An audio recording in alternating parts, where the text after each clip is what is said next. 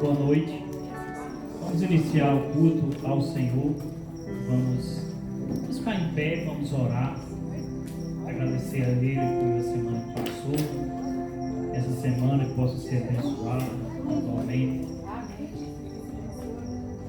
Vamos orar também, principalmente por este culto. Senhor Deus, nós somos gratos por tudo que já fizeste nas nossas vidas. Agradecemos pela salvação em Cristo.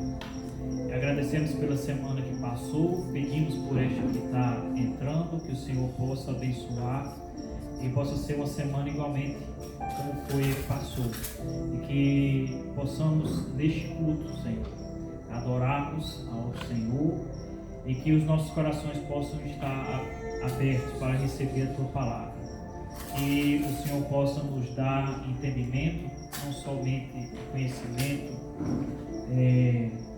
científico na leitura, mas que o Senhor possa falar espiritualmente aos nossos corações, que possamos ser tocados e sempre buscar fazer a Tua vontade. Nós te agradecemos e pedimos no nome de Jesus. Amém. Vamos ler, abrir a nossa Bíblia para o livro de Salmos e vamos ler o Salmo de número 112. Salmo de número 112.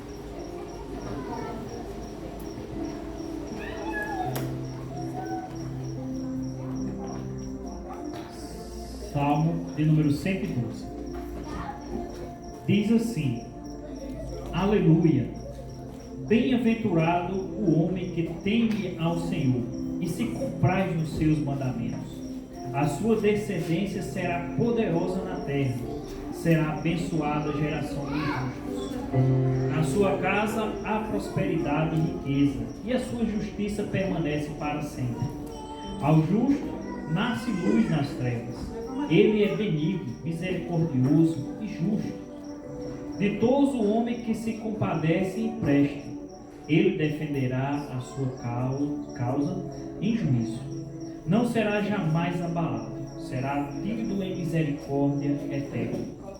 Não se atemoriza de más notícias. O seu coração é firme, confiante no Senhor. O seu coração bem firmado não teme, até ver cumprido nos seus adversários o seu desejo. Distribui, dá aos pobres. A sua justiça permanece para sempre, e o seu poder se exaltará em glória. O perverso vê isso e se enraivece, range os dentes e se consome. O desejo dos perversos perecerá. Amém? Vamos agora louvar o Senhor.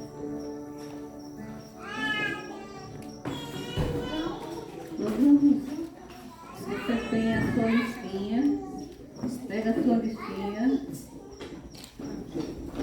lembrando que o celular é para ser usado só para isso, né? Não veja para mais nenhuma mensagem, nada, é para usar, para ver a listinha das músicas.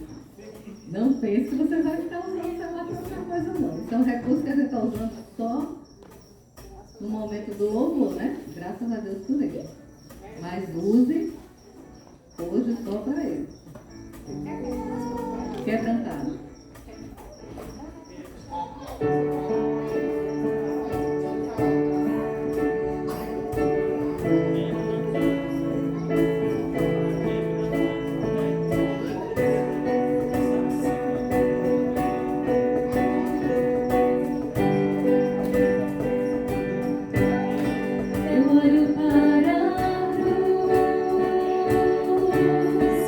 Para a cruz eu vou.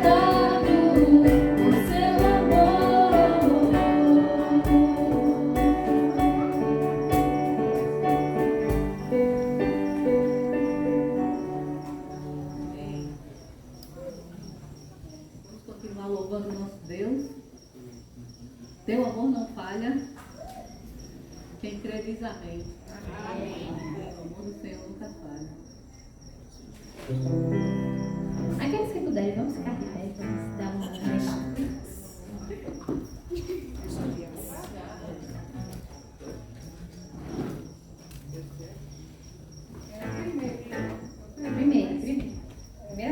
Meu amor não faz.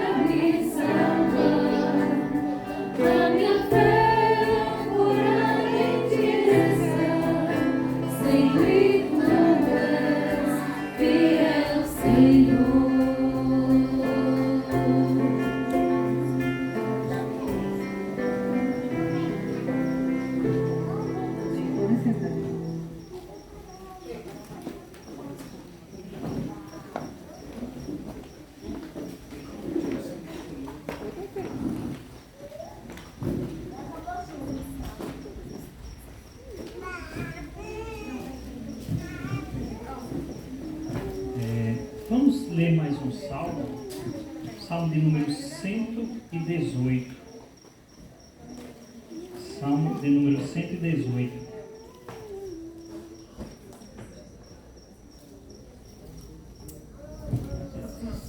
Diz assim: rendei graças ao Senhor, porque Ele é bom, porque a sua misericórdia dura para sempre. Diga, pois, Israel, sim, a sua misericórdia dura para sempre. Diga, pois, a casa de Arão, sim, a sua misericórdia dura para sempre. Digam, pois, os que temem ao Senhor, sim, a sua misericórdia dura para sempre. Em meio à tribulação, invoquei ao Senhor, e o Senhor me ouviu e me deu folga. O Senhor está comigo, não temerei. Quem me poderá fazer o homem? O Senhor está comigo, entre os que me ajudam. Por isto, verei cumprido o meu desejo dos que me odeiam. Melhor é buscar refúgio no Senhor do que confiar no homem. Melhor é buscar refúgio no Senhor do que confiar em príncipes. Todas as nações me cercam, mas em nome do Senhor as destruí. Cercam-me de todos os lados, mas em nome do Senhor as destruí. Como abelhas me cercam, porém como fogo em espinhos foram queimadas. Em nome do Senhor as destruí. Empurraram-me violentamente para me fazer cair, porém o Senhor me amparou. O Senhor é a minha força e o meu escudo, porque Ele me salvou. Nas tendas dos justos há voz de júbilo e de salvação. A destra do Senhor faz proezas. A destra do Senhor se eleva. A destra do Senhor faz proezas. Não morrerei, antes viverei e contarei as obras do Senhor. O Senhor me castigou severamente, mas não me entregou à morte. Abri-me as portas da justiça, entrei por ela e renderei graças ao Senhor. Esta é a porta do Senhor, por ela entrarão os justos. Render-te-ei graças porque me acudiste e foste a minha salvação. Pedra que os consultores rejeitaram, esta veio a ser a principal pedra angular. Isto procede do Senhor e é maravilhoso aos nossos olhos. Este é o dia que o Senhor fez. Regozijemo-nos e alegremos nele. Ó, salva-nos, Senhor, nós te pedimos, ó Senhor, concede-nos prosperidade. Bendito que vem em nome do Senhor. Vós outros da casa do Senhor, vós vos abençoamos. O Senhor é Deus, Ele é a nossa luz. Adornai a festa com ramos até as portas do altar. Tu és o Deus, o meu Deus, render-te-ei graças. Tu és meu Deus, quero exaltar-te. Rendei graças ao Senhor, porque Ele é bom, porque a sua misericórdia dura para sempre. Amém? O salmista sempre ele gosta de dizer isso, né? Rendei graças, né? Louvemos ao Senhor, né? E apresenta vários motivos. Deus salva, Deus é bom, Ele nos livra, Ele faz coisas boas, né? E aí o salmista gosta de chamar essa nossa atenção para louvar o Senhor, né? Nesse salmo ele diz também: olha, não vamos confiar no homem, nem no príncipe, mas bendito é aquele que confia no Senhor, sempre o Senhor em primeiro lugar, né? Sei que hoje, né, nesse período agora nós estamos vivendo um período assim um pouco conturbado aí pela política, né? Tem pessoas que confiam em um certo lado, em outro lado, e às vezes vem contendas nas redes sociais, aí um fala de um outro, fala de um jeito, mas dependendo de quem ganhar, né? A igreja do Senhor, ela não vai passar, ela vai sempre existir, porque o Senhor nos garantiu isso, né? E vamos confiar em Deus antes de qualquer coisa, né? Antes de qualquer candidato. Se o X ou Y ganhar, se for ruim para a igreja, mas ela não vai deixar de existir, né? Ela vai sobressair sobre todas as coisas, né? E depende do povo de Deus sempre estar orando firme no Senhor. Então que esse possa ser o nosso desejo, antes de qualquer coisa, o Senhor. E vamos louvar a Ele. Amém? Nós vamos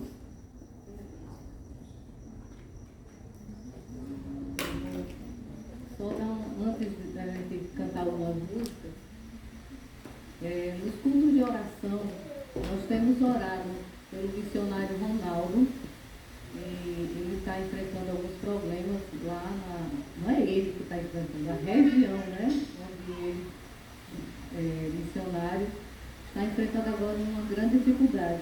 Eles estão para ser tirados de suas terras porque vem uma mineradora tomar conta da terra.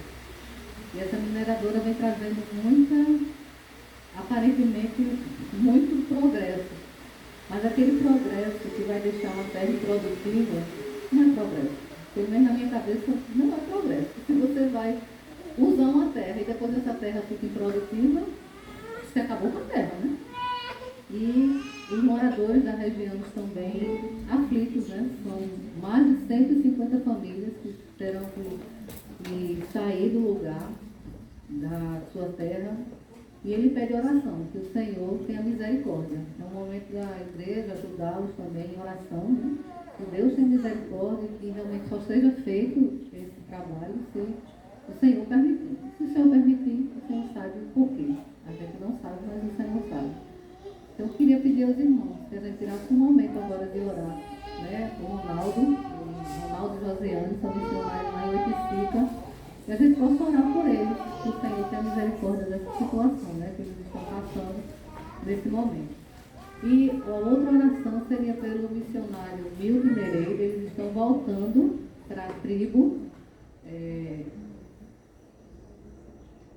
Waiampi, e eles estão voltando, fica no Amapá, e a esposa dele sofreu um acidente agora e ela precisa se recuperar para poder ir. Então, que o Senhor abençoe. Também eles vão passar por um processo, os filhos vão ter que ficar numa cidade, eles vão para a tribo, e não é fácil também para eles. Então, que o Senhor tenha misericórdia. Eu peço a dois irmãos que possam orar pelos missionários. A irmã Célia. Eu pedi a oração pelo pai do Carlos, do esposo, que está doente. O pai dele está doente, está com câncer no pulmão e na tireoide. Está dessa figurinha. Que Deus faça a obra na vida dele, né? Ele está muito difícil. Então vamos dividir duas orações. Um irmão ora por missões, né, pelos missionários, e outro por pessoas que estão enfermas. Tem esse senhor, como é o nome dele? Francisco. Seu Francisco. Tem a irmã Francisca, que é chamada de Titi, também ela está na UTI, o estado dela não é muito favorável, né, que a gente ore, é a mãe da irmã Gilson. Temos também Luciene, que os irmãos orem. Então nós temos alguns enfermos. Então, dois irmãos. Quem gostaria de orar por missões, aí levanta sua mão assim, uma graça. E pelos enfermos, alguém se dispõe? Vitória vai orar pelos enfermos? Tá bom, pessoal. Então, uma graça ora e depois Vitória ora. Pelos que estão doentes, tá bom? Deus Santo, Eterno Pai, nós te louvamos, te agradecemos, porque sabemos, Senhor, que em toda e qualquer situação, tu és aquele que cuida de nós, que cuida da terra, que cuida de todos os homens e de forma especial do teu povo. Pai bendito, nós queremos colocar diante de ti essa situação ali de Oiticica. Pai, é uma situação difícil, aquelas pessoas não estão preparadas para receber essa mudança de vida. E nós queremos colocar diante de ti, Senhor, pedindo que o Senhor venha estar levantando pessoas que venham entendendo, compreendendo os assuntos das coisas, e que venha ter alguém que realmente direcione eles, para que eles não venham ter prejuízo, Senhor, e ficarem sem nada. Que o Senhor chegue, Pai, abençoando, resolvendo todas as causas, provendo meio e condição, e que seja a tua vontade que essa empresa se instale ali, Senhor. Eu sei que ela vai trazer prejuízo para a terra, mas de outro lado, Pai, também pode trazer emprego, que é uma bênção para a família, para a mãe de família, especialmente para aqueles que estão carentes, que ali a gente sabe que tem, Senhor. Nós sabemos que se eles conquistarem uma vaga, vai ser um benefício para eles. Que o Senhor chegue, meu Pai, provendo, movendo, agindo e dando vitória, Pai, para a glória e louvor do teu santo nome. Abençoa o nosso pastor ali também, chega direcionando, capacitando ele, conduzindo todas as coisas, dando sabedoria, Pai, para que ele também saiba se posicionar da melhor forma para a glória do teu nome. Toma em tuas mãos também o outro missionário para se encontrar ali, indo para essa tribo. Que o Senhor conduza todas as coisas, que o Senhor restaure a saúde da esposa dele, que fique tudo bem, Senhor, e que o Senhor esteja confortando o coração deles nesse momento em que eles vão ter que passar, Pai, deixar os filhos numa cidade para eles poderem estar na tribo. Então, que o teu Espírito Santo, Pai, trabalhe isso no coração dos filhos e também no coração dos pais, para que, Pai, no futuro não haja nenhum tipo de mágoa, de desentendimento entre pais e filhos, por causa da tua obra, Senhor. É difícil, eu me coloco no lugar dele, porque, Pai, mas eu fico imaginando como é difícil a gente separar de filhos quando eles ainda são pequenos. Quando cresce, a gente sabe que preparamos eles para enfrentar a vida lá fora. Mas enquanto criança, nós queremos estar próximo, conduzindo, orientando, e isso é o nosso prazer. Que o Senhor esteja trabalhando nisso, Pai, e que essas crianças entendam que o que os pais estão fazendo é para o louvor da tua glória, para o crescimento do teu reino, e não o abandono, Pai, porque muitas vezes o Satanás, o inimigo das nossas almas, ele trabalha, Pai, essas situações para danificar a mente e o coração de uma criança, e isso lá na frente pode causar um grande dano. Nós te clamamos hoje, Pai, que o Senhor repreenda toda a influência maligna do coração e da mente dessas crianças, e que o Senhor console tanto elas quanto aos pais. Abençoa todos os missionários que se encontram nos campos, Pai. Chega com providência, com livramento, chega restaurando a saúde daqueles que se encontram enfermos, renovando a força do que está cansado, porque, Pai, não é fácil. A tua obra a gente faz, mas não porque seja uma obra fácil de fazer. O Senhor sabe que a nossa luta não é contra a carne nem sangue, mas é contra principados. Nós, seres espirituais, nós não vemos, nós não sabemos aonde eles estão agindo, muitas vezes passamos batido nisso. Mas que o Senhor nos revista com seu poder, com a sua graça, com a sua unção, nos direcione, Pai, para que possamos enfrentar as lutas deste mundo e não desonrar o teu nome, não deixar de te glorificar, Pai. Em nome de Jesus nós te clamamos nesta noite, Senhor. Amém. Glória a Deus. Amém. Para os enfermos, Senhor nosso Deus, nosso Pai, nosso Deus poderoso, grande, poderoso, um Deus de todas as horas, de todos os mundos. Senhor, abençoa, Deus, estes enfermos. Chega a eles, Senhor, tira todas as enfermidades que existem neles, Senhor. Porque tu pode tudo, Deus. Tu és Deus, tu és um Deus vivo, um Deus poderoso, um Deus grande, um Deus maior, um Deus de todas as horas, de todos os momentos. Senhor, abençoa esses enfermos. Tira verdadeiramente, Senhor, todas as doenças malignas que existem neles, Pai. Com a tua graça e o teu divino poder, tu és bom, tu és verdadeiro, tu és grande e poderoso, Senhor. Tu pode tudo, Pai. O Senhor pode tudo. O Senhor é um Deus vivo, verdadeiro, um Deus que nos fez nascer, nos criou e hoje está aqui conosco, Senhor. O Senhor está conosco, Pai. Tu és verdadeiro e um verdadeiro Deus de amor, um Deus de paz, um Deus de salvação. Cuida deles, Senhor. Cuida deles verdadeiramente, Pai, em nome de Jesus. E amém. Glória a Deus. Amém. Querido Deus, obrigada pelo teu cuidado por nossa igreja, por nossos irmãos. Continua nos abençoando e abençoando nossos irmãos que estão enfermos. Nós pedimos pela vida da irmã Titi, que o Senhor esteja guardando a ela e sua família. Abençoa também o irmão Francisco no tratamento dele. Abençoa também a irmã Luciana e sua família. Em nome de Jesus, amém. Amém. Glória a Deus, né? É bom ver crianças também participando, né? É importante que elas participem do culto, para que elas se tornem adultos ativos na igreja. Nós vamos louvar o nosso Deus. Se você puder ficar em pé, de todas as tribos, povos e raças, muitos irão louvar o Senhor.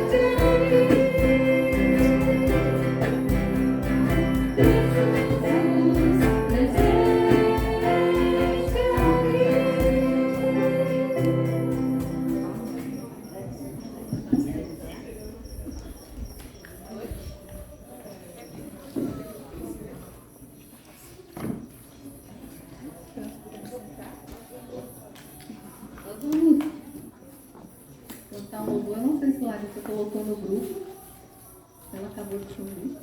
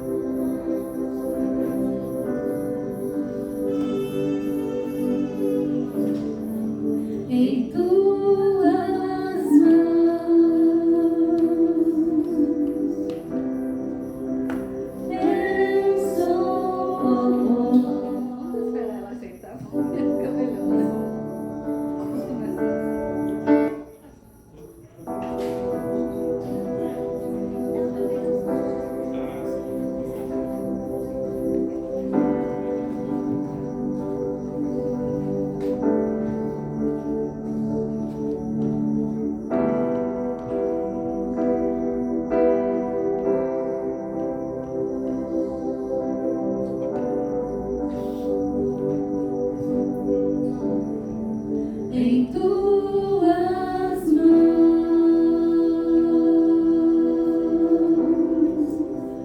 Eu sou pó, nenhum valor,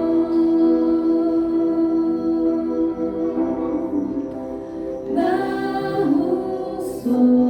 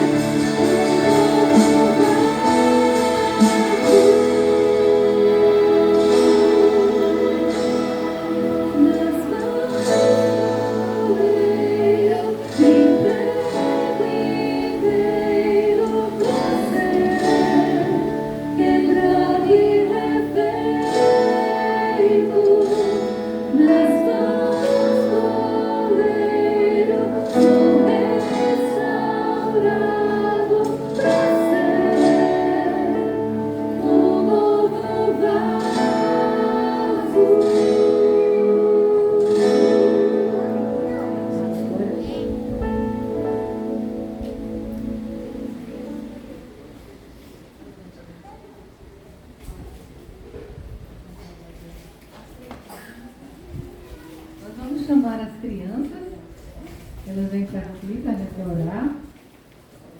Nós vamos continuar o culto com elas na sala delas, né?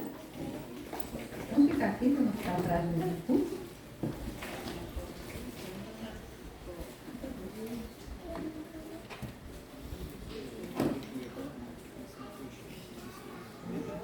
Interessante, domingo passado nós só tínhamos grande maioria de meninos, né? Aí hoje nós temos Benjamin representando. Entendeu? Isso é muito lindo. Tem um outro que está lá dentro, né? Então, graças a Deus, né? Um domingo foi uma parte, não que ele seja inimigo, né? Mas que bom pela vida dessas crianças. Vamos chamar o pastor?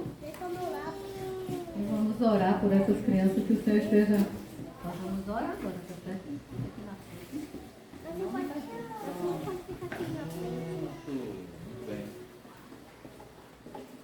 Muito bem.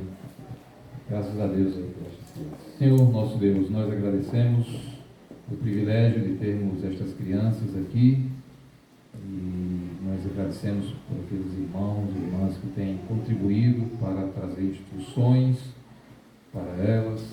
Rogamos o seu crescimento, saúde, desenvolvimento, que possam ser instruídas na tua palavra, aprendendo a verdade e vivendo essa verdade. Seus pais, as pessoas que estão em volta possam ser bem-sucedidas no exemplo, no modelo e deve passar para essas crianças. Em nome de Jesus. Ok? Muito bem, acho que pode falar. Se tiver dificuldade, pode vir por esse lado de cá também. Sempre vai ter uma chuvinha, né?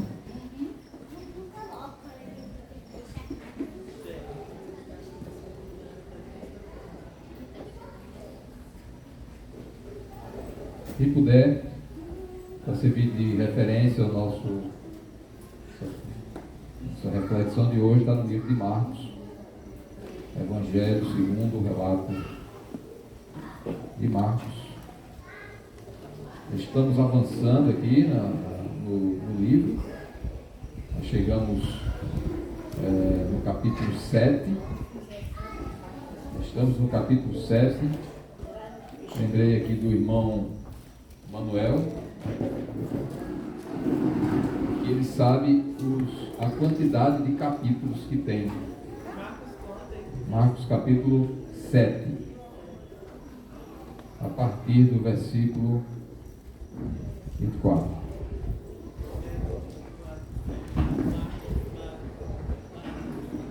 Marcos capítulo 7, essa narrativa do evangelista Marcos, capítulo 7.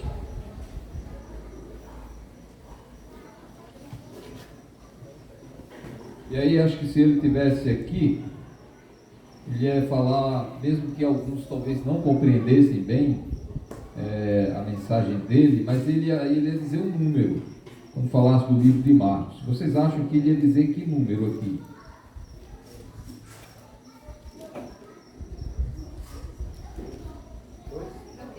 Qual o número que acha que o irmão Manuel diria hoje aqui?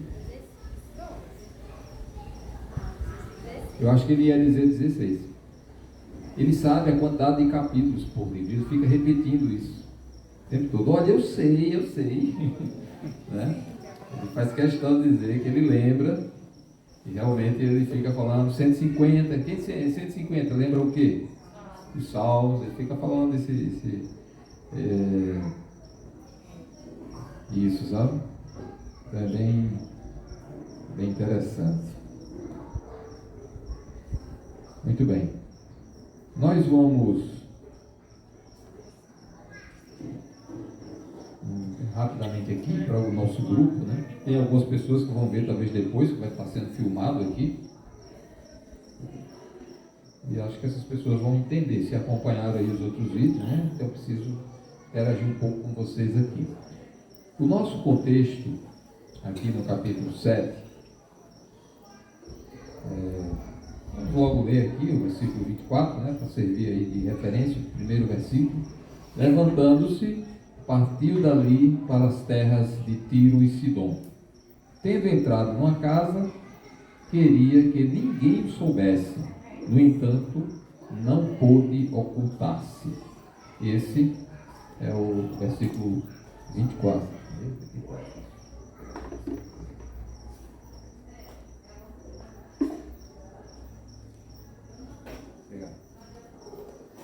Esse é o versículo 24. O versículo 25 diz: porque uma mulher cuja filhinha estava possessa de espírito imundo, tendo ouvido a respeito dele, veio e prostrou-se aos pés. Prostrou-se-lhe aos pés. Esta mulher era grega, de origem ciro-fenícia, e rogava-lhe que expelisse de sua filha o demônio. Mas Jesus lhe disse: deixa primeiro que se fartem os filhos, porque não é bom tomar o pão dos filhos e lançá-lo aos cachorrinhos.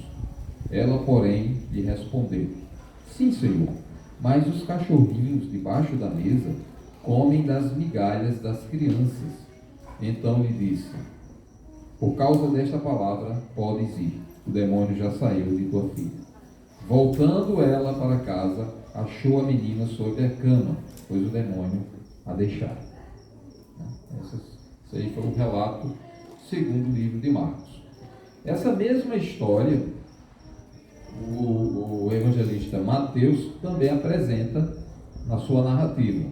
Ele usa algumas palavras um pouquinho diferentes, traz alguns detalhes que Marcos não se preocupou em fazer, em detalhar, mas traz a mesma história, mesmo conteúdo, e a lição não deixa de ser a mesma.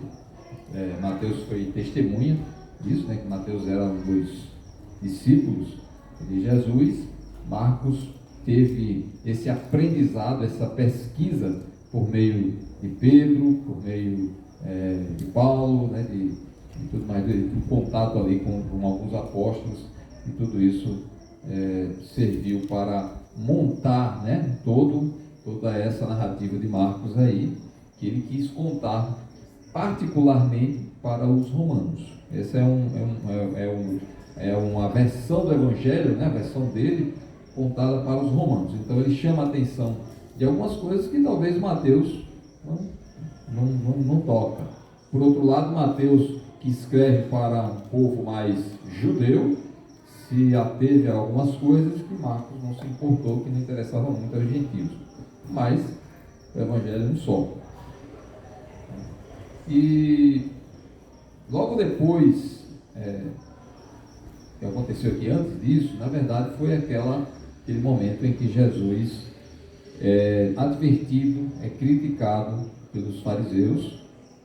Lembrar que, para todo mundo posicionar, o grupo aqui, ele estava lá na região norte, na Galileia, provavelmente Cafarnaum, era o lugar onde ele estava. E os judeus, os fariseus, chegaram lá e criticaram, porque viram os discípulos, alguns deles pelo menos,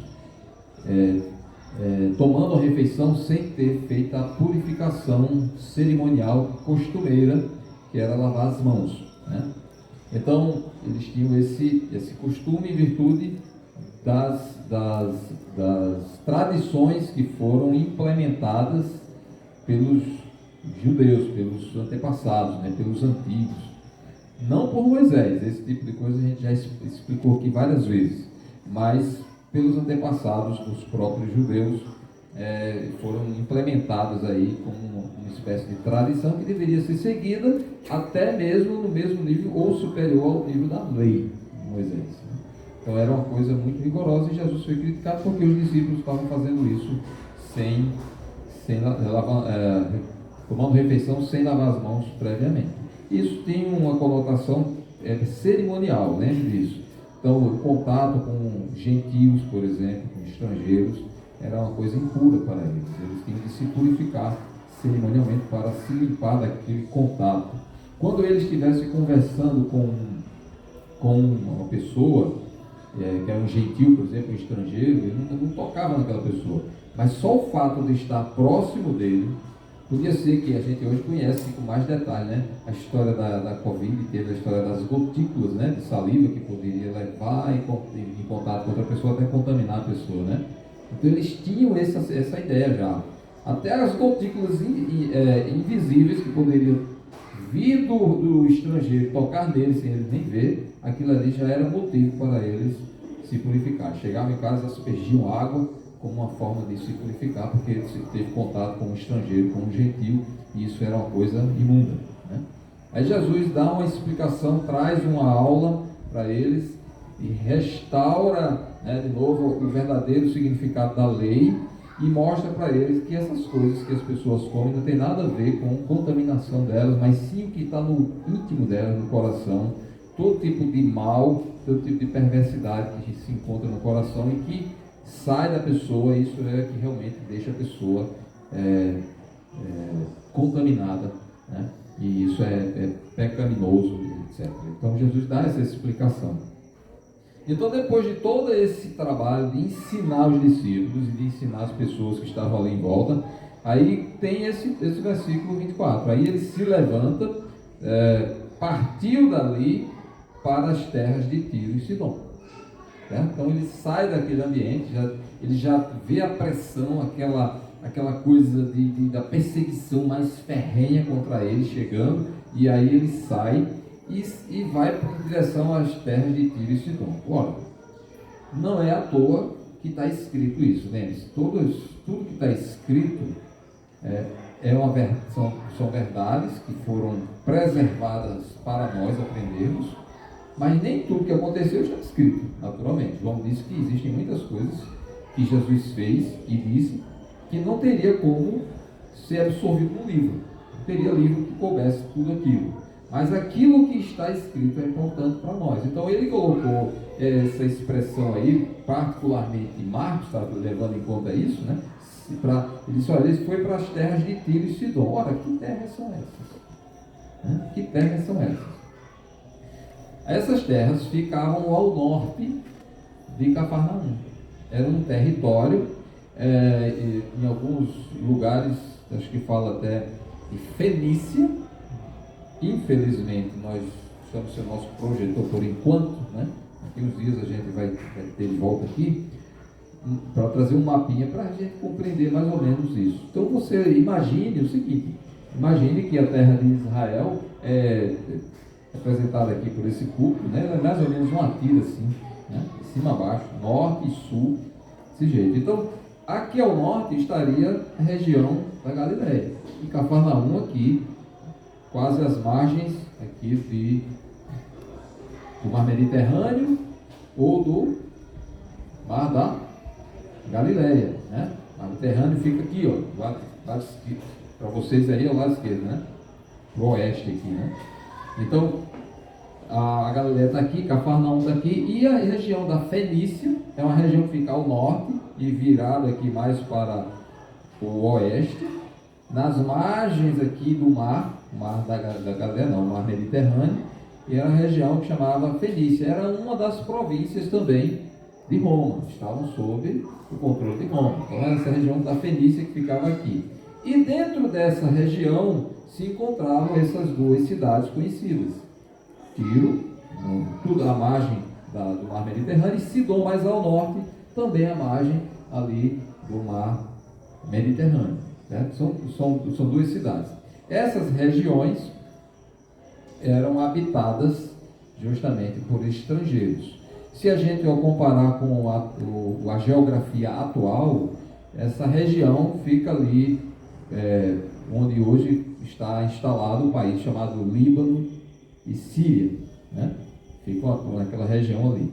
E naquela época já existia, né, a Síria, né? E então essas cidades ficavam atreladas ou ligadas, essa região da Fenícia, ligada à Síria, né? Ligada à Síria. Então pronto, fora do país, apesar de que aquelas terras deveriam ser de Israel, mas isso aí é uma outra discussão, né? Por isso que tem tanta confusão naquela região ali. Mas o fato é que Jesus sai do território judeu e vai para o território estrangeiro, para uma terra de pessoas, segundo os fariseus, seriam o quê? Impuras, né? Pessoas imundas, né? Então, se Jesus já estava com um problema ali, aí diz, não, vou sair, vou para uma terra de pessoas imundas, tidas como imundas, no sentido assim, de cerimonialmente elas seriam impuras. Então, não era para o judeu ter contato, era muito difícil o judeu ter contato, negócios com as pessoas estrangeiras. Já tinha dificuldade com os samaritanos, né, que ficavam dentro do território, porque os samaritanos eram como se fosse um misto de pessoas, né, eram mistos, né, eram pessoas que eram uma mistura de judeus com estrangeiros, já de longas datas. Então, essa dificuldade existia. E Jesus vai para lá.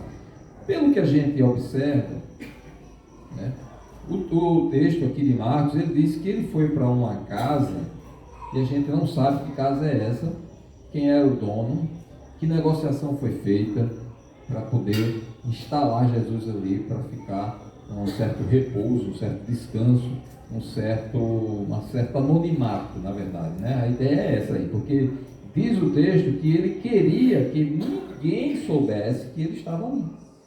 Ele não queria ter aquela fama naquela região. Até porque, a princípio, pelas palavras de Jesus, essa pregação de Jesus deveria ser direcionada, em primeiro lugar, aos judeus. Então ele sai para pregar aos judeus, ele se levanta para pregar aos judeus. Quando ele, por exemplo, envia aqueles 12 discípulos para pregar o Evangelho, ele também diz, olha, você vai só nas regiões de judeus, na casa de Israel.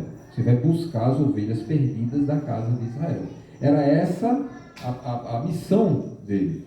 Né? Até para a missão aos 70 também foi assim. Né? Não, a missão de vocês é dentro do território de Israel.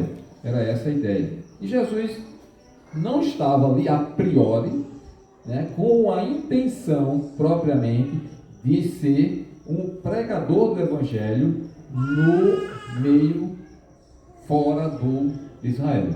Né? No primeiro momento a ideia era que ele ficasse no anonimato, ali como uma forma de descansar, de sair um pouco daquele momento, daquela pressão dos judeus, dos fariseus que estavam ali buscando um jeito de derrubar Jesus, né? Mas não deixava de ser uma terra em trevas, longe do Senhor, distante de Deus, sem salvação. Né? E ali Jesus chega naquela região, ele é a luz do mundo e vai clarear, vai trazer brilho, vai trazer um grande brilho ali naquelas trevas. Então, mesmo ele querendo não ficar visível, né, não mostrar grandes milagres naquela região e fazer grandes coisas ali, não teve jeito para ele se ocultar. Né? O texto nos deixa claro aí que não houve como, né? No mesmo versículo, no entanto, não pôde ocultar-se. É difícil para Jesus, onde ele chega querendo um descanso, né? Não tem jeito, ele sempre é visível, as pessoas ficam sabendo de alguma maneira. Tem uma outra característica também que me veio agora, dessa terra de Tiro e Sidom. Ela tinha uma outra coisa interessante, que é porque os judeus já tinham essa noção, Tiro e Sidom, que era aquela região da Fenícia, e os judeus não gostavam muito, porque já tinha um histórico de que daquela terra só vinha gente ruim. Bom, não sei se vocês lembram que também, quando disseram para um dos discípulos de Jesus que ele era de Nazaré, também não deram muito crédito, né? De Nazaré parece que não vinha muitos profetas, não vinha muita gente boa do lado. Mas nessa terra aí, da Fenícia, que é ali ao norte de Israel, tinha uma fama e era uma coisa histórica, porque, não sei se vocês lembram de um casal do Antigo Testamento que fez muita coisa ruim contra Israel. Um era o rei e outro era a esposa do rei. Acabe, que era o rei, e Jezabel, que era a esposa do rei, né? E os dois eram ruins, né? Parece que um dava certo com o outro, porque nenhum fazia coisa boa, né? Acabe fez tudo que era ruim, do mesmo jeito como outros antepassados dele. E Jezabel era uma estrangeira. Acabe foi o rei de Israel, e Jezabel era uma estrangeira, e ela veio dessa terra dos Sidônios, né? Dos Sidônios, aí, lá dessa área da Fenícia. Então vinha da região de Sidom. Então, essa terra tinha uma fama negativa perante os judeus. Por quê? Porque na história eles sabiam que Jezabel fez muita ruindade com o povo judeu, veio dessa terra também, dos Sidônios. Certo? Então tem esse pequeno detalhe. Isso está lá em 1 Reis, capítulo 16, quando diz assim que Acabe fez o que era mal perante o Senhor, mais do que todos os que foram antes dele. O camarada foi o pior. Como se fora coisa de só menos andar ele nos pecados de Jeroboão, filho de Nebate, tomou por mulher, a própria Bíblia relata isso e reprova que ele tomou por mulher a Jezabel, filha de Etbaal, rei dos Sidônios. Era filha de um dos reis lá de Sidom. Então tem essa coisa, a fama de Sidom, desse território, já não era bom, né? Na época de Jesus, depois do contemporâneo de Jesus, tinha um escritor, que não era cristão, era um escritor judeu, que também falou, dos fenícios, os de Tiro são os que têm os piores sentimentos contra nós. Então Tiro e Sidom eram lugares, cidades, que não eram muito, não se bicavam muito com Israel. Então era difícil, era uma convivência bem complicada, né? E mesmo assim, mesmo tendo inimigos do povo dele, ali naquela região, Jesus vai levando algo maravilhoso para aquele povo, algo muito bom. Ele trouxe uma libertação para uma pessoa que estava sofrendo, né? Então veja só a situação de Jesus. Tem uma crise com os fariseus em relação à impureza, e ele mesmo vai para uma terra impura, e nem por isso ele fica impuro, né? Porque ele é santo, perfeito, e mesmo ele leva também coisas boas para lá, porque ele vai trazer, como a gente viu na história, uma cura para uma filha de uma mulher daquela terra, né? Interessante como a graça de Deus, ela vai ter de cobrir, vai ter de ultrapassar os ódios, ultrapassar as mágoas, ultrapassar esses sentimentos de rancor do passado, de brigas, intrigas. O Evangelho tem esse poder de passar por cima de tudo isso, sobrepor tudo isso, né? Quando os judeus cristãos na igreja primitiva foram perseguidos no início, depois daquela morte de Estevão, a Bíblia diz que eles foram dispersos por causa dessa perseguição, dessa tribulação que veio uma perseguição em cima dos cristãos ali no primeiro século, na igreja no início, e eles se espalharam até a Fenícia, que diz aí em Atos 11:19. Quando a gente olha esse relato lá de Atos capítulo 11, fala exatamente isso, que dessa dispersão, quando eles foram perseguidos e eles tiveram de se mudar, largar tudo ali naquela região da Judéia, eles se espalharam e foram até essa região também, saíram até do território de Israel, e como igreja chegaram num território de pessoas que eram muito, vamos dizer assim, muito ruins para eles, e mesmo assim eles levaram o Evangelho da graça de Deus para lá, aquela região. Em Atos capítulo 15, em viagem missionária, né, o apóstolo Paulo, particularmente, né, diz assim, que eles foram enviados pela igreja e atravessaram as províncias da Fenícia e Samaria, e narrando a conversão dos gentios, causaram grande alegria a todos os irmãos. Atos capítulo 15. Então a igreja, né, o estabelecimento da igreja, o nascimento da igreja, trouxe um novo momento, um novo sentimento em relação ao passado, em relação ao ódio, em relação ao relacionamento quebrado, às maldades do passado. Ele vem com a graça de Deus e traz a bondade para aqueles que eram inimigos. Os inimigos são beneficiados pelo amor de Deus. Então a gente não precisa ficar nutrindo ódio, sentimento de vingança, desejo de fazer o mal a quem já nos fez mal, né? Isso é um aprendizado para nós. O Evangelho traz essa transformação.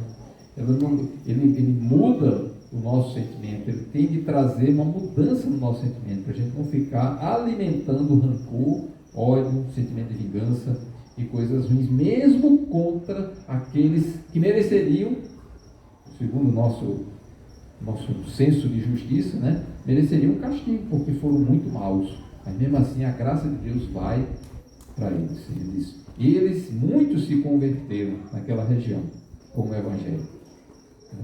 Então isso é uma coisa muito, muito importante para nós, né? Entender que a gente não precisa ficar alimentando sentimentos de maldade, de ódio, de rancor, de vingança, né? A gente tem que ter liberdade, viver livre dessas coisas. O Evangelho traz esse poder para a gente, de fazer o bem, mesmo aquelas pessoas, como Jesus ensinou. Se fez mal, ore por elas, ao invés de procurar vingança, né? De se vingar. Muito bem, então esse é o contexto aí desse momento, quando Jesus traz graça, né, para um território inimigo, traz perdão, né, traz esperança para essas pessoas.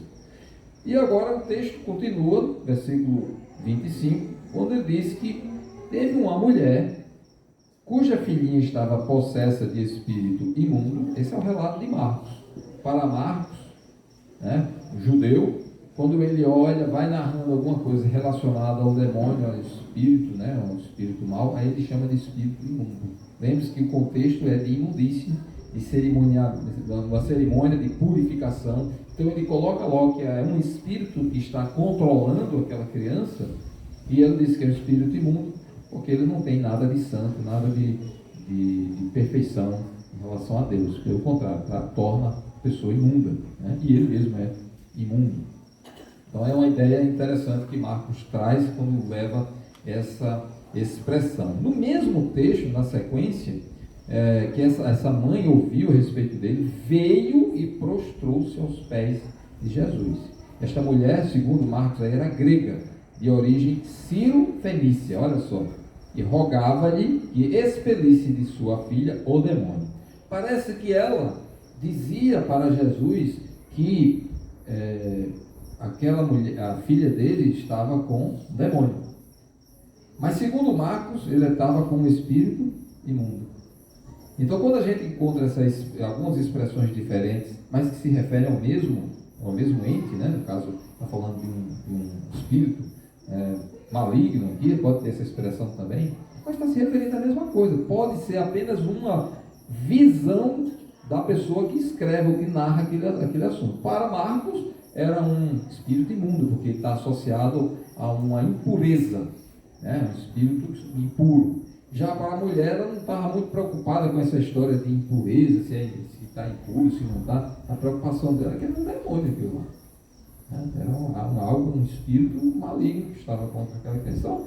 Pode ter expressões diferentes que realmente estão apontando para o mesmo ente, para a mesma personalidade, no caso aqui, esse espírito, né, que era do mal. Então, pode ser isso, para a gente não pensar que algumas vezes tem espírito imundo é uma coisa e demônio é outra. Então, muitas vezes você encontra expressões diferentes se referindo à mesma coisa, certo? Às vezes depende muito da visão de quem escreve e de quem está falando, né, da cultura ali. Então, essa mulher, segundo Marcos, ela era grega, e toda vida que você encontrar os gregos, não sei o quê, é mais uma expressão que dá uma ideia de estrangeiro, não quer dizer que veio da nação grega necessariamente. Muitas vezes está falando de grego como um contraste em relação ao judeu. O que não é judeu é gentil, o que não é judeu é grego, por exemplo, certo? É grego, é estrangeiro. É mais essa a ideia, porque ele explica claramente, né, o relato dele nessa investigação, ele determinou a origem dela. Ela não é da Grécia, ela é de origem sírio-fenícia. Compreende? Então a expressão grega é uma expressão genérica que implica um estrangeiro, mas a origem precisa dela não era a Grécia, era a Síria, na região da Fenícia, porque a Fenícia fazia parte da Síria. Compreende? Lá a questão geográfica. Então a origem dela era ali naquelas terras, ela veio dali, ela não veio da Grécia. Grega, porque era estrangeira para os judeus. É só esse o sentido aí da coisa. Então fica explicada aí essa questão aí. O próprio Mateus, no capítulo 15, né, eu fiz o comparativo com o texto de Mateus, no capítulo 15, versículo 22, ele diz o seguinte, ele diz, e eis que uma mulher cananeia, a gente já chama ela de cananeia, né? E quando a gente olha aquela época do Êxodo, a gente teve época aqui que fez um estudo, né, até chegar perto da saída do Egito, até chegar na entrada da Terra Prometida, mas que talvez alguns vão lembrar que havia um povo naquela época chamado cananeus. Tem os heteus, cananeus, ferezeiros, jebuseus, né? Tem um bocado de... Tem mais Zeus do que muitos Zeus ali, né? E os cananeus eram um desses grupos aí, né? Então era daquela região, entende? Né? Estava resgatando ali um povo que viveu há muitos anos antes, que estava naquela terra, naquela região ali, né? Então, é isso. No relato de Mateus, é interessante, que ele, como eu falei aqui no capítulo 15, versículo 22, ele diz que era uma mulher cananeia que viera daquelas regiões e clamava. Então ela tinha uma noção de alguma coisa acerca de Jesus. Clamava: Senhor, filho de Davi, tem compaixão de mim. Na versão aí é misericórdia, dependendo da versão. Minha filha está horrivelmente endemoniada. Então tinha uma mulher. Essa mulher era cananeia, era estrangeira,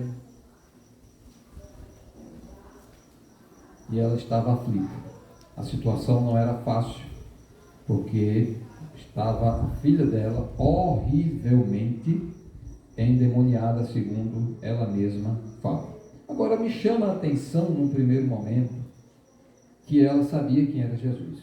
Ora, Jesus veio de Israel, veio para cá, para a terra da Fenícia, provavelmente Tiro, que era mais próximo do que Sidom. Chega ali, queria ficar no lugar reservado, arranjou uma casa, de alguma maneira conseguiram esse lugar. E Marcos garante que eles tentaram ficar ainda no anonimato, mas não conseguiram, porque essa mulher veio. Alguém falou para ela. Essas coisas, o fato de Jesus chegar ali, chegou aos ouvidos dessa mulher. E o que é que ela sabia de Jesus? Ela sabia, porque quando a gente olha, quem acompanhou todos os estudos aqui, vai lembrar que em alguns momentos, ali na região da Galileia, vieram pessoas de toda Israel e até dessa região da Fenícia, porque ouviram da fama de Jesus. Já na época da Galileia, que ele estava lá na Galileia, muitas pessoas chegaram e vinham de lá, de Tiro, Sidom, aquela região toda, e vinham também da Judéia. De todo lado vinha gente para ver, ouvir e ser curado também. Então essa mulher tinha já um conhecimento de coisas que Jesus havia realizado e dito. E agora, mais do que simplesmente ser um curandeiro, alguém que vai trazer um bem-estar para ela, ela tinha uma noção superior dele. Era o filho de Davi, o descendente de Davi. Quando se fala filho de Davi, lembre daquele cego de Jericó, filho de Davi, um cego que via mais do que todo mundo. Sabia que Jesus não era só uma pessoa que veio curar, mas ele era o filho de Davi. Havia um reconhecimento de que ele era o descendente de Davi, que viria para reinar em Israel. Olha só a profundidade da teologia, do conhecimento teológico dela. Ela não via somente uma pessoa que tinha o poder de curar a filhinha dela, de livrar a filha, mas ela sabia que ele era o filho de Davi. E Davi era judeu. Ela já tinha essa compreensão que, mesmo ela sendo estrangeira, ela tinha um reconhecimento de que Davi, rei de Israel, teria um descendente que seria o Messias, o ungido de Deus, que viria para reinar. Olha só o que para mim é importante nessa história, é isso. Essa visão que ela tinha acima do reconhecimento do poder que Jesus certamente tinha para livrar a filha dela. O fato é que ela tinha esse conhecimento, mas não deixava de ter uma aflição. Era uma mãe que estava sofrendo por causa da filha. Havia uma mulher muito sofrida ali na Fenícia, talvez em Tiro, provavelmente. Como ela, havia outras mulheres também, outras mães, que certamente tinham alguma preocupação com seus filhos. Naquela época e naquele lugar. Em nossa época, em nosso lugar, certamente tem outras mães aflitas do mesmo jeito, por causa dos filhos. Eu sei que tem algumas que nem se preocupam com o bem-estar dos filhos, se os filhos estão fazendo o que é certo, ou se estão fazendo o que é errado, ou se estão sofrendo alguma coisa, em consequência até do filho que ela fez ou não. Existem problemas que devem trazer uma preocupação legítima para as mães, claro. Doenças, né? Sempre traz uma aflição para as mães, né? Se o filho está bem, está se sentindo bem ou não. Mas também tem outras coisas que trazem aflição para as mães. Hoje em dia, é muito comum, as drogas trazem aflição às mães, né? Trazem preocupação e trazem algumas consequências muito grandes, né? Marginalidade, de uma maneira geral, em que muitos filhos, né, praticam coisas que são erradas perante a sociedade e se arriscando, né, arriscando a própria vida, muitas vezes, em praticar algumas coisas, furtos, roubos, assaltos, tráfico de drogas, de armas, de gente, de pessoas, todo tipo de coisa, né? A promiscuidade de alguns filhos, um mundo que é tão livre, né? Cada vez mais a tendência do mundo é aceitar a promiscuidade como uma coisa natural e normal, e se incentivando cada vez mais isso, e isso para quem conhece a verdade também é preocupante, vendo como o mundo está apodrecendo com tanta promiscuidade, né? E, no caso específico aqui, uma influência maligna, que, num certo sentido, acaba produzindo toda a maldade que está por aí, né? Boa parte dessa maldade aí está por influência do mal nas pessoas. Grande e forte influência do mal, trazendo todo tipo de coisa ruim e efeitos, consequências para a sociedade de uma maneira geral. E certamente isso é um motivo de muitas mães também, em nossa época, estarem aflitas, do mesmo jeito como aquela mulher lá na Fenícia, né? Além dessa preocupação, dessa aflição e dessa necessidade que essa mulher tinha,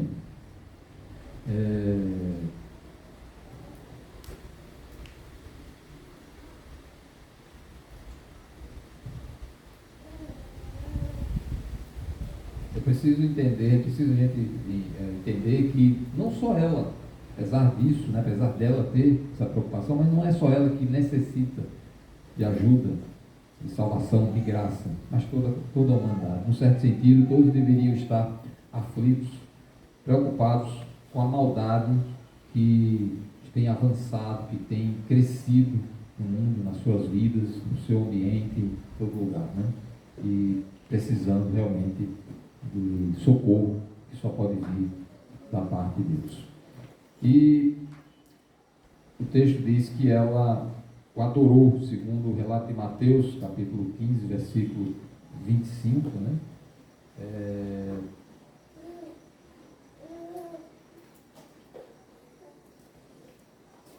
Ele diz que ela adorou. E interessante que houve uma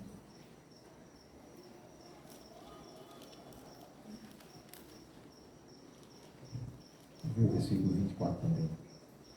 Eu achei que eu tinha colocado aqui, não coloquei, mas eu vou ler, porque ele é bem importante aqui. Mateus capítulo 15, versículo 24 e 25.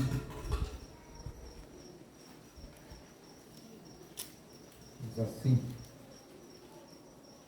a Jesus respondeu: não fui enviado senão às ovelhas perdidas da casa de Israel. Aí ela, porém, veio e o adorou, dizendo: Senhor, socorre. Então ela começa chamando Jesus de filho de Davi. Jesus apresenta uma espécie de explicação mediante a qual ele, de certa forma, ele se afasta de um interesse inicial de querer curar a filha dela, né? Aparentemente ele está ali resistindo, coisa que não era comum. Jesus, toda vida que alguém chegava, ele ia: não, precisa, vou lá, vou curar. Ah, preciso da sua ajuda lá, minha filha está doente. Já era, né? Ele vai lá, né? E Mas nesse caso ele resistiu um pouco, mas a explicação a gente já sabe, né? Ele estava mostrando que inicialmente quem iria ser beneficiado com o Evangelho seria o povo judeu, e depois seria o povo gentil, né? Mas interessante que ela vem, se prostra diante dele. Marcos resume dizendo que ela chega logo e se prostra, mas no primeiro momento ela chama ele de filho de Davi, pelo relato de Mateus, e em seguida, depois da primeira explicação de Jesus, ela vem e se prostra diante dele, o versículo 25 diz, né? E o adorou, dizendo: Senhor, socorre. No primeiro momento ele chama Jesus de filho de Davi, reconhecendo a autoridade dele como rei de Israel, Messias, ungido de Israel, e depois ela chama Jesus de Senhor, já dando uma outra conotação, até superior, sendo além de ser rei de Israel, o Senhor é Senhor de tudo. Olha só a expressão que ela usa, né? Não mais se restringe ao rei de Israel, ao filho de Davi, mas se chama de Senhor, mostrando que a autoridade dele vai além dos judeus, além do povo hebreu. Ela faz aquilo que o Antigo Testamento chama de buscar o Senhor de todo o coração, né? Segundo Crônicas, capítulo 15, versículo 2, disse: este saiu ao encontro de Asa e lhe disse: ouvi-me, Asa, e todo Judá, e Benjamim, as tribos de Israel, né? O Senhor está convosco, enquanto vós estáis com ele. Se o buscardes, ele se deixará achar. Porém, se o deixardes, vos deixará. Buscar-me-eis, Jeremias, né? E me achareis, se me buscardes de todo o vosso coração, né? No caso dela, a mulher que insistiu aqui com Jesus até, né? Eu acho que ela foi até humilde, porque o que ele falou, que até os cachorrinhos, não sei o quê, Isso. na palavra ela podia dizer mais, se tem que comparar com o cachorrinho, É. né? Mais porque ela estava necessitando da graça dele, da misericórdia para tirar a filha dela, né? Ela insiste com Jesus. No primeiro momento, pelo relato de Mateus, ela percebe assim Jesus um pouco reticente em relação à filhinha dela, que estava endemoniada. E Jesus disse: eu vim para primeiro o povo de Israel, certo? Ele usa a expressão para as ovelhas perdidas de Israel. Ele usa muitas vezes essa expressão, né? E o 24, né? Porque eu não escrevi o 24 aqui, né? Como é que diz o 24?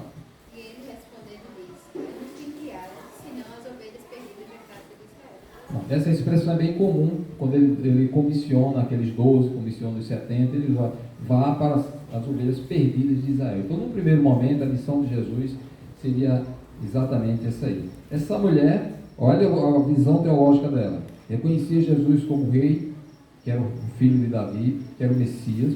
Agora ela coloca Jesus como Senhor, já ampliando a visão que ela tinha de Jesus, não somente como rei de Israel, mas como o Senhor de tudo. Ela não desistiu, né? E no texto lá, vamos lá, o versículo 26, por favor, de Mateus. Ele, porém, respondendo disse: não é bom pegar no cão dos filhos e deitá-lo aos cachorrinhos. Aí é que vem a história dos cachorrinhos, né? Os cachorrinhos. Acho que Marcos, vamos dizer que Marcos, o versículo 27 diz assim: mas Jesus lhe disse, porque ela rogava que expelisse de sua filha o demônio. Aí Jesus disse assim: deixa primeiro que se fartem os filhos, porque não é bom tomar o pão dos filhos e lançá-lo aos cachorrinhos, né?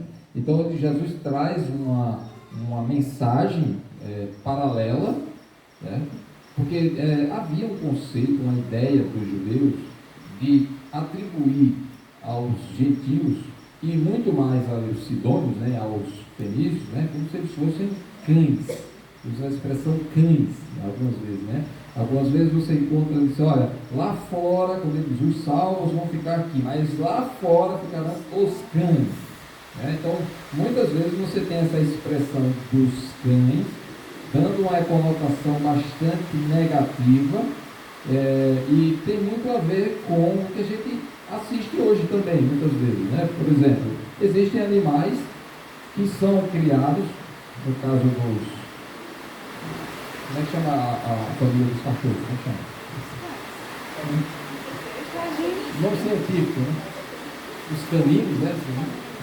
Não, não é os caninos, né? Tem tantos bichos que tem canino, né? Assim, os cães, os cachorros, né? Eles, tem alguns que você tem que ter cachorro aqui em casa. Tem 2, né? Hoje é um nome bonito, pet, né? É um bonito pra caramba, né? Pet. Mas observe que tem outros que estão na rua, por aí, e que aparentemente não tem dono, uma pessoa que cuida. E na rua e vão se virando por aí. Alguns chamam de vira-lata, alguns estão virando lata para poder conseguir alimento, alguma coisa assim. E muitas vezes, dependendo da situação, eles vão para lixo mesmo, buscar lixo. Em alguns lugares tem, nas cidades, às vezes não tem tratamento dos lixos, né? E eles ficam num lugar afastado e fica ali, o pessoal chama de lixão. Às vezes tem, pode olhar na cidade interior quando não tem, muitas cidades não tem, né? Um tratamento de lixo. Aí eles colocam num lugar e já vai passar lá perto do lixão, não sei o quê. Já ouviram falar nisso? Né? Então tem isso aí. E por ali às vezes ficam alguns animais desse tipo. Além de outros próprios que fazem a limpeza do planeta, né? Tem os cachorros também que não tem dono, que vão comer qualquer coisa, estão com fome, vão se virar de qualquer maneira. Vão correndo atrás lá e vai pegar algum resto de alimento que porventura possam encontrar. Então tem esses animais. Mas vocês têm de concordar comigo que além desses tipos aí, tem outros que as pessoas criam, cuidam, protegem, vacinam e querem manter ali com todo cuidado, não é verdade?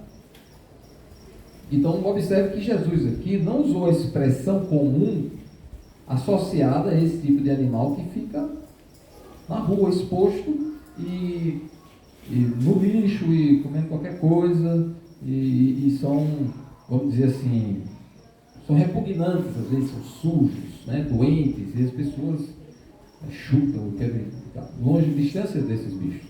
Mas esses outros, ele usa a expressão cachorrinho. Não é isso que ele usa aí? Observa a expressão que é usada no versículo 27, cachorrinhos. Então aí ele já está usando uma expressão que é associada ao que hoje as pessoas chamam de pet, né? Então, é um animal, um cachorro, que é cuidado e está no convívio de casa. Por quê? Olha, o contexto aí, ele diz assim, ó, deixa primeiro que se fartem os filhos, porque não é bom tomar o pão dos filhos e lançá-los aos cachorrinhos. Se for olhar a expressão que está lá, de Mateus, o que é que diz Mateus? Aí ele fala da mesa. Mateus, ele fala da mesa, veja aí. Ela falou. Sim. E ela disse: sim, Senhor, mas também os cachorros comem das migalhas que caem da mesa do seu Senhor. Então havia pelo menos 2 tipos de mesa, né? Se cai da mesa e chega no chão, então tem uma certa altura essa mesa, certo? Outras mesas já são mais baixinhas, que era muito comum quando, por exemplo, Jesus estava na casa de Simão e chegou uma mulher por trás lá e foi lá lavar os pés dele com as lágrimas, com aquele, chorando, aquela coisa toda. E eles ficam em torno de uma mesa, mas como que quase deitados, né? Sentado, apoiado com o ombro aqui, ficam bem no chão e a mesa é baixinha. Isso aí é quando é um banquete. É estranho isso, né? Essa cultura é estranha. Um banquete era assim, todo mundo no chão e a mesa lá. Então não tem como o cachorrinho ficar ali. Mas na refeição comum de casa, do dia a dia, quando não é um banquete, aí a mesa é alta, aí sim, às vezes os camaradas pegavam, comiam com a mão, né? Pegavam ali com a mão mesmo, as coisas tal. Aí um negócio molhado lá, um creme, um negócio, vamos imaginar aí um creme de coisa bem que... sei lá, que tenha ketchup, que não sei o que, aí bota a mão lá e fica com aquele negócio todo limpinho ali, ou lembra assim, né? Ou ele vai, pega um pedaço de pão lá, parte, né, que é o pão sem fermento, muitas vezes, né? Parte o pão e vai secar os dedos no pão, né? Não tem guardanapo ali, aquela coisa. A cultura era diferente, os costumes eram outros, você não tinha a mesmo ambiente que a gente tem hoje, né? Nas casas, nos lugares, né? Então, ali, aí aquelas migalhinhas acabavam de alguma maneira caindo ali no chão. Aí o cachorrinho que estava ali, querendo alguma coisa, né? Ia lá. O normal era que a pessoa se alimentava e depois levava a refeição para o cachorro, né? Para o cachorrinho lá. E esse cachorrinho, diga-se, é diferente dos cães que ficam fora. Os cachorrinhos eram criados dentro de casa e ali eles eram alimentados após a refeição das pessoas da casa. Então tem essa diferença aí. Jesus não usou o nome cachorrinho com uma forma pejorativa também. Ainda que para os judeus os estrangeiros eram como se fossem cães. Compreende a diferença? Mas Jesus não está dizendo que aquela mulher era um cão. O que ele estava dizendo é mostrando em figura que existe uma prioridade em relação ao Evangelho, da graça de Deus, da pregação das boas novas, que é primeiramente aos judeus e depois aos gentios. Não é? Os gentios, né? Somos agraciados, né? Porque, mas aí ele faz associação. Olha, primeiro os filhos comem, você não vai dar a comida dos seus filhos aos seus cachorrinhos. Você dá a comida dos seus filhos prioritariamente para eles. E depois você alimenta os seus cachorrinhos. Observe que Jesus coloca no versículo 27, ele coloca uma ordem de prioridade. Primeiro, uma sequência. Primeiro que se fartem os filhos. Primeiro, ele não está dizendo que não vai ter a comida dos cachorrinhos. Ele não está negando isso. Então é importante a gente ver as palavras dele como ele diz. Né? Então, primeiro vem os filhos. Aí, os filhos aqui está falando de Israel. E depois os cachorrinhos, que está falando aqui, que são os gentios. Né? Fazendo essa associação do convívio do lar. Porque Israel adotaria todo o povo se tivesse recebido Cristo, né? Eles não teriam missão Na verdade, de levar Jesus ao mundo, né? Eles eram os proclamadores, né? Então, por meio deles. Era como se os cães estariam debaixo da mesa, eles seriam os outros povos, né? Eles seriam os donos. Veja só, aqui a figura é bem parecida com isso, só que tem um pequeno detalhe. Ele está dizendo, os filhos primeiro, mas alguém está alimentando os filhos. Jesus está alimentando. Jesus Alimenta os alimentou filhos. Israel, E isso. e Israel levava aos cães, a nós, né? O povo, os gentios. O povo que não era Também povo. pode estar nesse caminho também. Usa como instrumento, né? Seria isso, né? A partir de Israel veio também a pregação do Evangelho para o mundo gentil, né? E seria mais ou menos essa a ideia mesmo. A pregação iria em seguida, né? Por isso que ele rejeita, ele se abstém de início de dar o atendimento, de fazer o atendimento para ela de imediato, né? E ele apresenta essa figura. E ela, inteligentemente, já tinha uma visão teológica correta de Jesus, sabia que ele era o filho de Davi, chama ele de Senhor, ouve o que ele fala. Olha só a importância de ouvir o que Jesus fala para entender o que ele está explicando. Ela entendeu o que ele disse. Ela compreendeu, ela ouviu. Ela não estava reprovando Jesus. Ela não reprovou Jesus em momento nenhum. Já até, inclusive, uma música, essa música última aqui foi o quê? Que falava que eu sou apenas pó, barro, né? Eu não tenho condições de reclamar com o Senhor, retrucar. Essa mulher não retrucou assim no sentido de censurar. Ela estava aflita, carente, precisando da ajuda que somente ele poderia dar. E ela entende o que Jesus fala. Jesus disse que o alimento espiritual primeiro para Israel e depois para os gentios.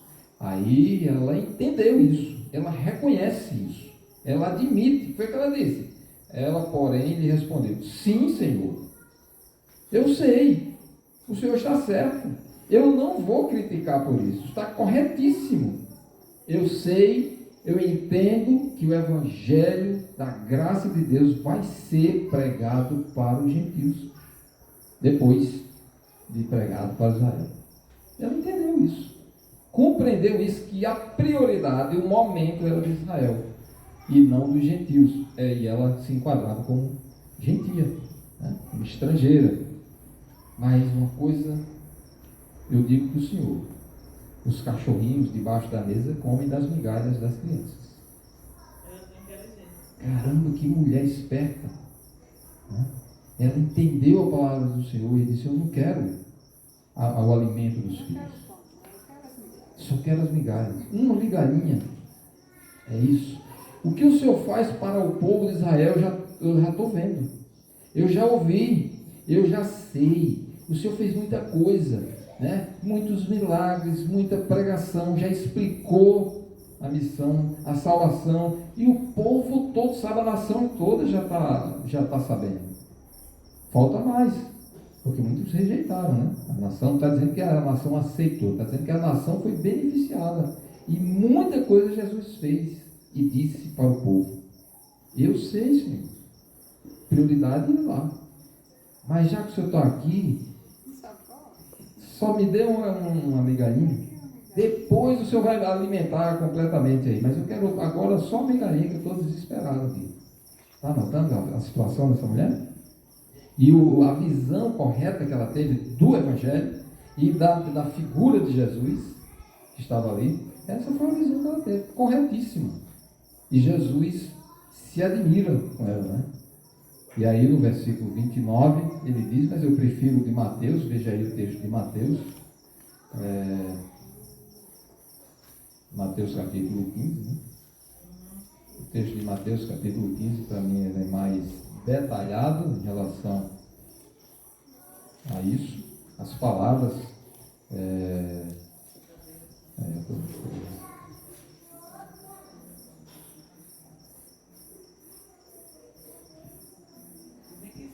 versículo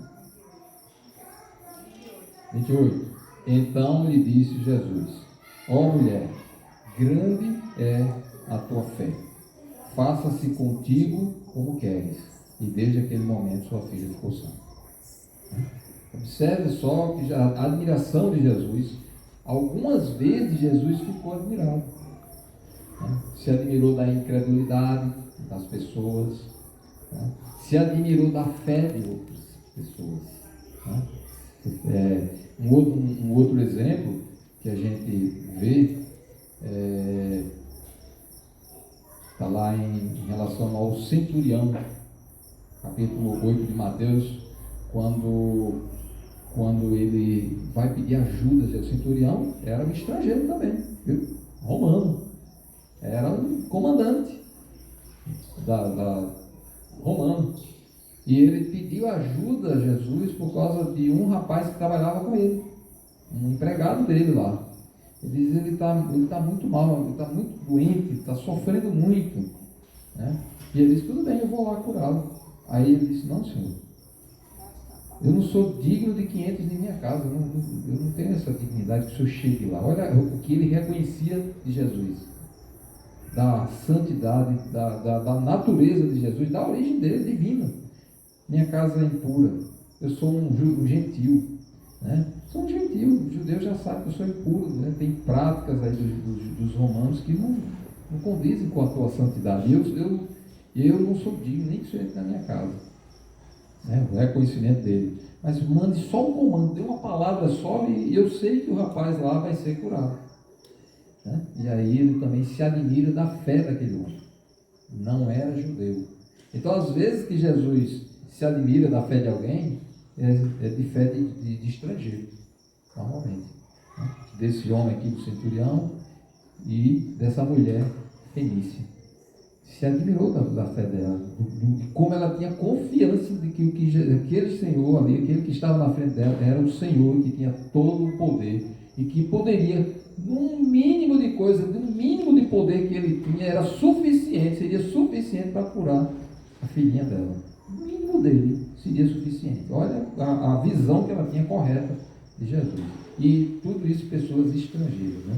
fico triste muitas vezes quando o próprio povo de Deus, aqueles que se dizem cristãos, crentes, não tem uma vida que seja, vamos dizer, de confiança na palavra do Senhor. É lamentável. E às vezes a gente encontra pessoas de fora da igreja que tem uma vida mais decente, mais correta, que confia mais e acredita mais naquilo que Jesus já disse e tenta obedecer aquilo que disse, apesar de que ele adota outras práticas de idolatria, por exemplo, né, como esse centurião possivelmente fazia, ou da família dele, não sei. Mas sabe que Jesus é o Senhor que tem poder e que deve ser obedecido. E muitas vezes uns de casa, né, do próprio povo de Deus, como foi de Israel, Jesus se admirou foi da falta de fé de Israel e não da fé deles. E às vezes a gente precisa fazer esse comparativo conosco mesmo, né?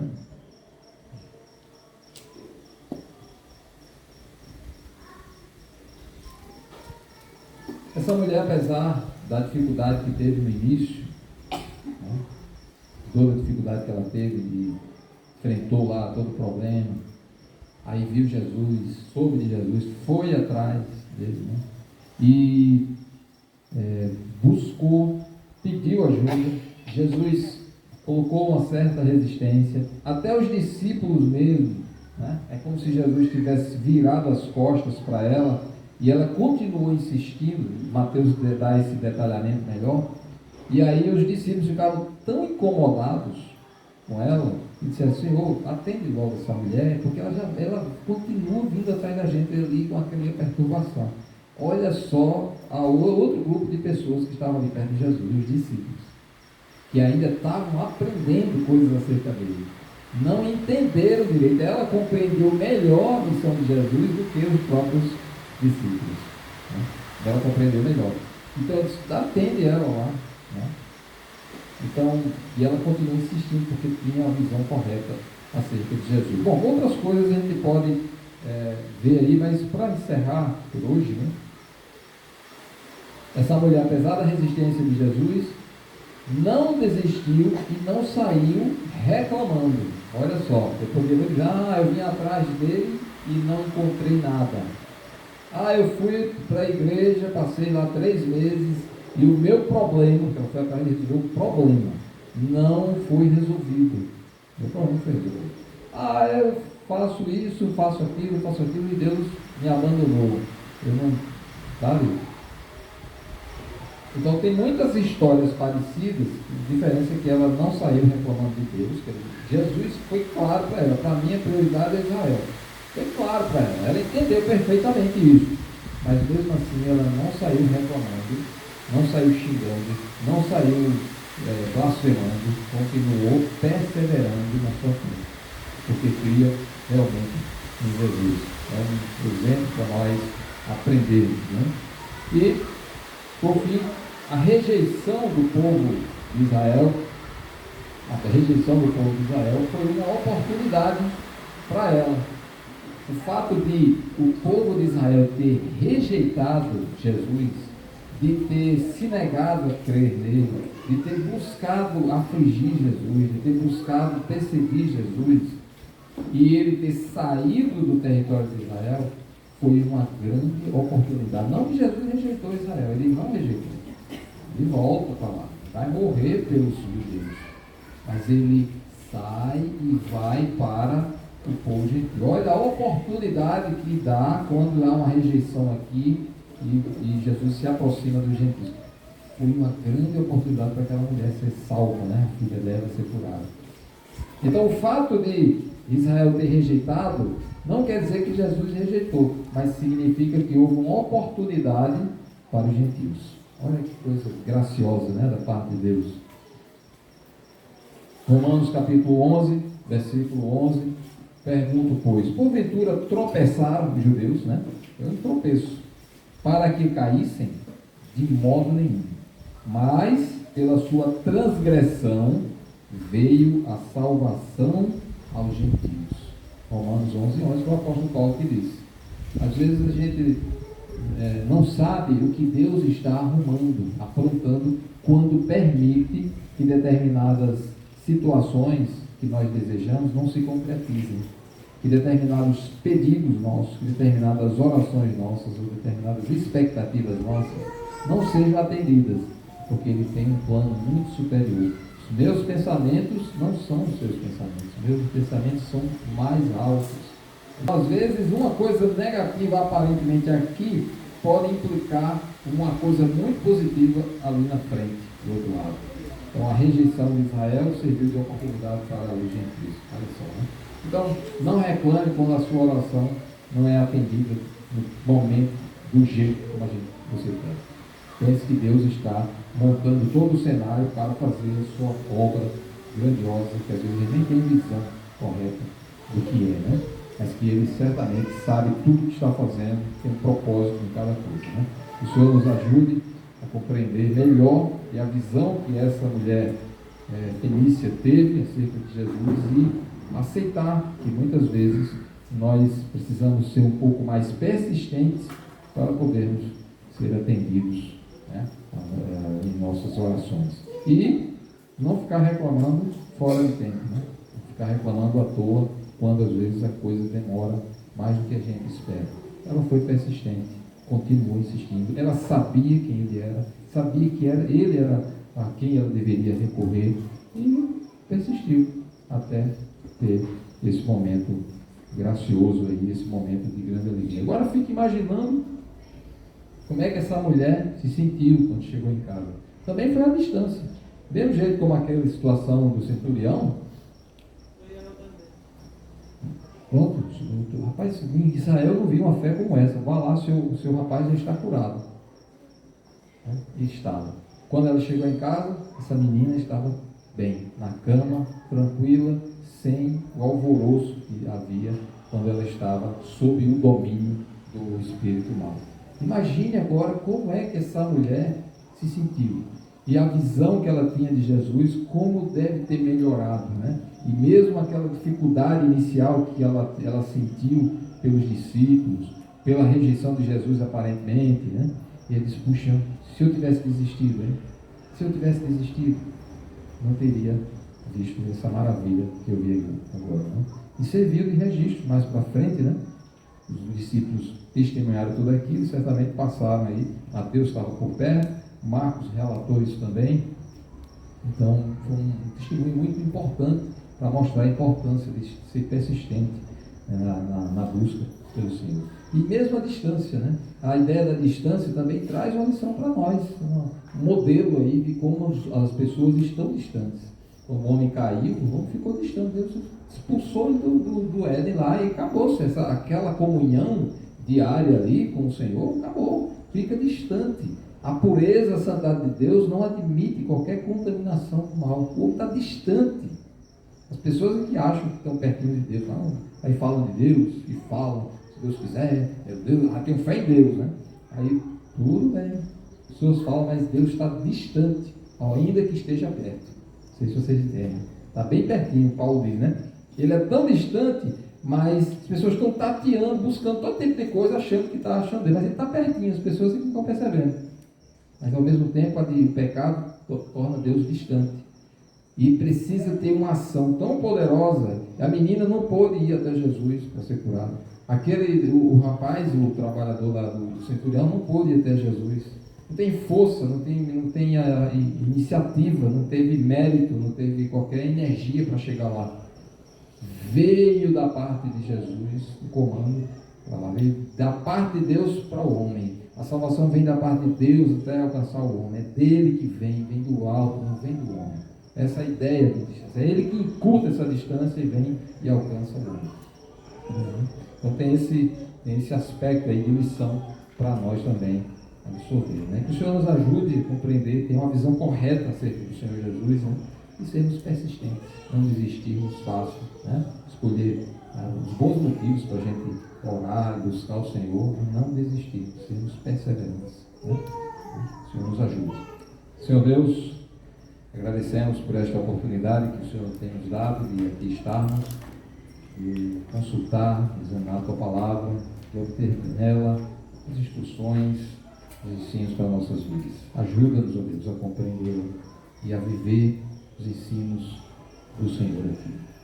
Que o Senhor nos dê perseverança para sermos mais persistentes, constantes em nossas orações e termos uma visão correta, ouvir melhor a Tua palavra para melhor compreender os desejos do Senhor para nós. Que o Senhor nos fortaleça para nos mantermos firmes no caminho do Senhor. Abençoa o nosso país, a nossa nação, as pessoas que dizem crer no nome do Senhor. Que o Senhor esteja cuidando, protegendo, ajudando-nos a nos mantermos fiéis ao Senhor. Neste momento, nosso país, em que haverá a escolha de novos governantes, agradecemos pelo privilégio que os irmãos têm de poder também exercer essa cidadania. Mas dá sabedoria a Deus para que possam tomar as melhores decisões. Em nome de Jesus.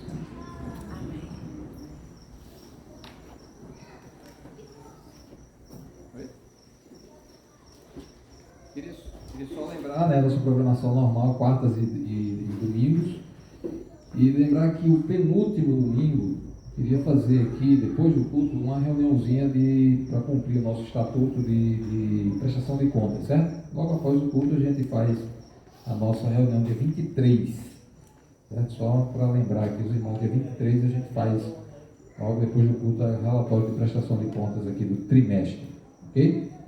Mas a gente faz essa divulgação aí no decorrer da semana, que vai acontecer nos sábados. Vamos ficar de pé, vamos cantar Eis os Milhões. Graças a Deus, porque fizemos parte desses milhões e fomos alcançados pelo Senhor. Mas sempre lembrando que ainda há milhões que necessitam da